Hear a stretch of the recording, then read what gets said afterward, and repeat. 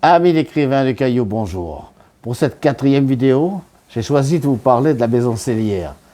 La maison Sellière est une belle demeure coloniale achetée et restaurée par la ville de Nouméa. Elle fait partie du patrimoine de la ville. C'est une association, témoignage d'un passé qui a hérité de cette belle bâtisse. Les membres de l'association l'entretiennent avec amour, comme les autres ouvrages qui lui sont confiés. Mais la maison Sellière a été et restera pour moi la maison du livre. L'association de la maison du livre, dont le président a été longtemps Frédéric Hollen, en a disposé comme local et lieu de manifestation culturelle. Il faut dire que Madame Sellière est née Hollen, une vieille famille d'origine allemande, comme celle de Frédéric, un de nos écrivains contemporains des plus célèbres. Frédéric Hollen, auteur, éditeur, officier des arts et des lettres, a eu l'honneur d'être publié aux éditions Gallimard. Il a reçu 2 fois le prix le plus prestigieux du pays, le Popeye. C'est le seul auteur, à ma connaissance, qui a réussi cet exploit. J'étais avec lui en 2015 quand il a reçu son 2e Popeye. C'est le plus marquant pour lui car il ne pensait pas le recevoir puisqu'il en avait eu un en 2005. Frédéric Hollen est un ami et nous avons souvent mangé en tête-à-tête au cours des silos. J'ai le souvenir de ces tête-à-tête gargantuesques pour déguster un vivano énorme cuisiné par le chef de l'hôtel Tiety à Poindimier. Sa biographie est longue comme un jour sans fin, je n'en dirai pas plus, mais c'est le principal lien avec la vénérable maison et la littérature. Mais ce n'est pas le seul. La maison Sellière abrite toujours la bibliothèque du Sci-Fi Club.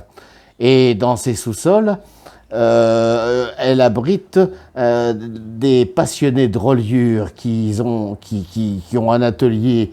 Ils font un travail formidable. La maison Sellière a servi de décor pour des reconstitutions d'ambiance des années 20 en costume. Elle a été et est toujours très prisée et active. Elle est utilisée pour des remises des prix et des missions littéraires. Cette maison coloniale du Faubourg Blanchot, un vieux quartier de Nouméa, est un lieu que j'affectionne énormément, d'autant que j'ai de nombreux souvenirs d'intervention. En 2010, par exemple, j'ai retrouvé un bout de vidéo où je lis une nouvelle, Le garçon de Wailou, de mon recueil Coup de soleil sur le caillou. Un recueil que j'ai vendu à plus de 600 exemplaires sur le territoire, c'est remarquable. J'y parle des SDF, de la précarité, des inégalités, et c'est un bon souvenir pour moi, et je l'ai bien vendu aussi grâce à un coup de pouce de mon employeur de l'époque qui s'appelait Jean Bégaud. Vous découvrirez à la fin de cette vidéo un court extrait de ce bon moment, et en espérant que vous avez partagé avec moi, que vous êtes content d'avoir partagé avec moi ce souvenir et cette évocation de la maison Sellière et de Frédéric Hollen. Et à bientôt avec une nouvelle vidéo peut-être. Je vous dis. Pourquoi c'est moi pour vous dire que c'est un peu un problème de marché. Alors moi je ne sais pas si c'est pas à cause de quoi, c'est qu'on ventre creux, je culpabilise un petit peu. Ça t'inspire? Oui, c'est pas pourquoi. Alors j'ai choisi un extrait d'une nouvelle qui se trouve dans ce recueil.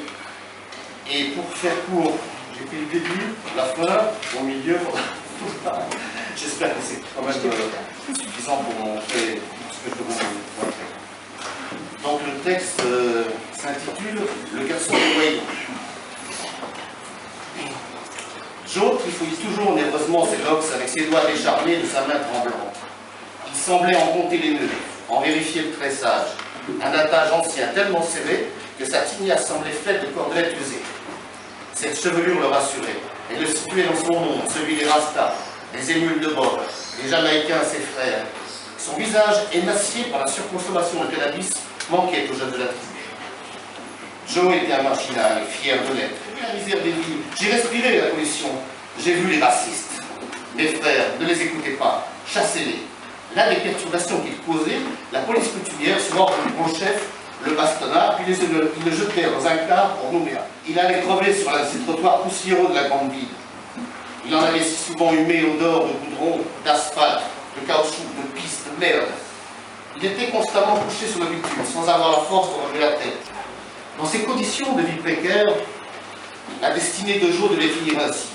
Ce jour-là, allongé et plus pitoyable que jamais, il différencia de suite les gros pieds familiers au garde à vous devant son nez. Ces pieds, déformés par leur lourd poids des années, étaient ceux d'une forte femme. Ils écrasaient le bitume. Il les avait reconnus de suite. Comment aurait-il pu les oublier, ces pieds d'amour, de souvenirs si heureux? Les pieds de la femme kanak étaient posés sur de fines semelles de claquettes japonaises usées jusqu'à la corde. Une partie de la semelle, biseautée par mesures irrégulières, manquait. C'étaient les gros pieds de travailleuses des champs. Des pieds qui servaient d'outils pour le butage des ignames ou des maniocs. Des pieds qui furent si souvent sollicités pour placer la terre du talon qu'une excroissance s'était développée pour faciliter le travail. Ces pieds nature avaient des doigts en forme de petits tarots, capables de gratter le sable du bord de mer pour extirper la coudonde, la palourde ou la savonnette. Le garçon de Wailou connaissait bien ces gros pieds usés. Sa tête était trop lourde, il était trop faible pour lever les yeux, remonter le corps massif et voir le beau visage rondouillard qui se dressait au-dessus d'un cou invisible. Que faisait-elle là, ici, si loin de ses jambes? Les pieds ne bougeaient pas. Des gouttes de sueur, petites, tombaient et s'écrasaient sur le trottoir entre son visage et les pieds. Elle avait chaud, peut-être. Dans un terrible effort, il réussit à lever la tête pour revoir le visage et les yeux tristes débordant de larmes qui s'écrasaient au sol. Dans un inutile soubresaut de vie, il parvint à faire sortir de sa bouche un mot qu'il prononça dans la langue de son enfance. Maman. Il n'eut pas la force d'en dire plus. Sa tête retomba lourdement sur le trottoir, son regard se voila sur les autres pieds des passants indifférents qui s'y poignaient. Il crut sentir une main qui le caressait avant qu'il ne lâche son dernier souffle. Joe le kanak ne se rebellera plus. Il a rejoint les guerriers vaincus, sa guerre à lui est terminée.